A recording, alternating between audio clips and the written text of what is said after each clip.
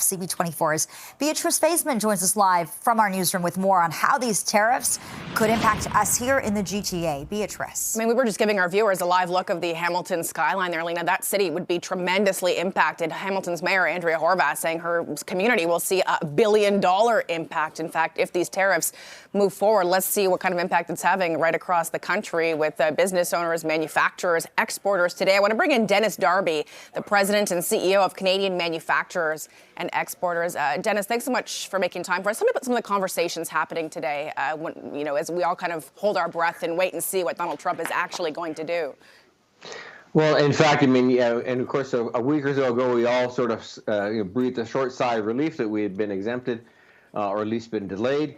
And the announcement yesterday, which was really not a full announcement, but really very, very concerning. You have to keep in mind that of those two commodities, steel and aluminum, Canada, in the case of steel, we're about a quarter of all the steel used in the U.S. that's imported. And for aluminum, we're about 40%. So you think about it, we are a major supplier, and it's in every product, whether it's, steel for houses, for construction, aluminum for cans, airplane parts, car parts.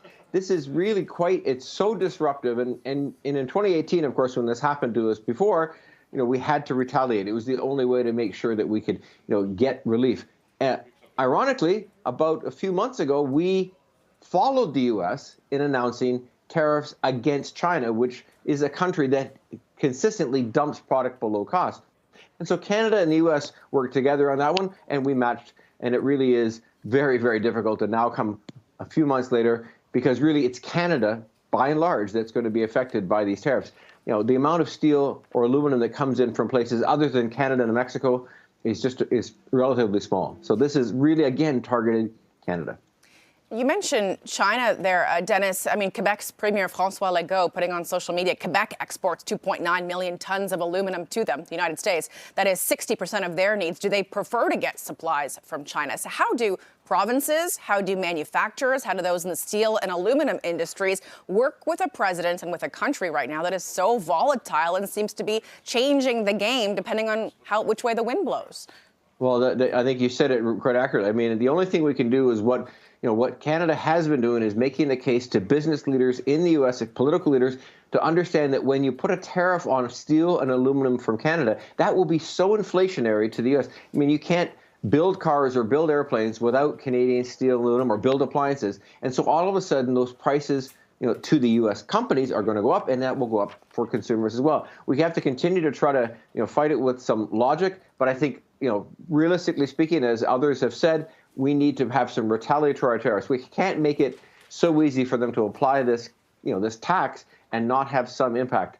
It's not the best way, when you have a free trade agreement where all these items, all these articles, steel, aluminum, and all the parts and ingredients and parts made out of these are all tariff-free under the trade agreement.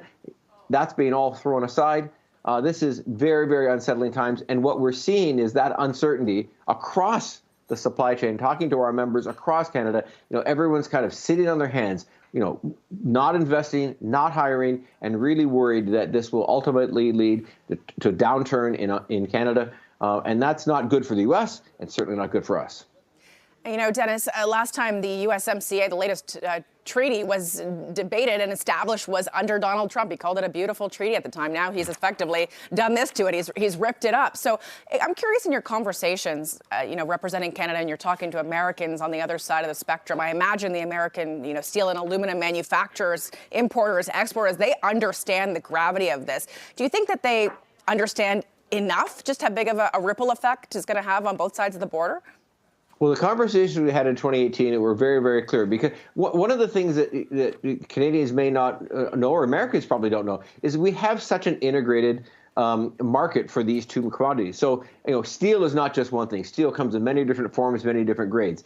Over the last 30 years, Canada and the U.S., and to a degree Mexico, have vertically integrated so that Canada produces some grades, the U.S. produces other grades. Similar with aluminum. Some aluminum sheet is made here, and some aluminum parts are made in the States.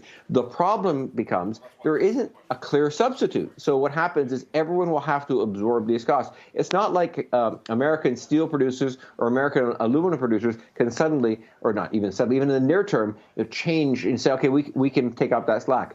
the reason Canada exports so much to the U.S. in these areas, these critical metals, is because the U.S. needs the capacity. They can't do it themselves. So it is incredibly disruptive, and we just have to. And I know our American counterparts understand that.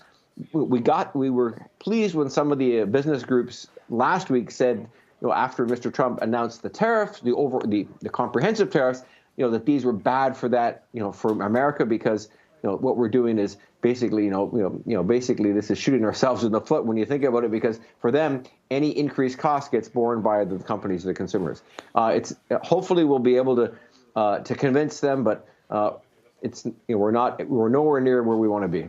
Yeah, just a lot of volatility right now. Dennis Darby, the president and CEO of Canadian Manufacturers and Exporters, thanks so much for your time. Appreciate it as always.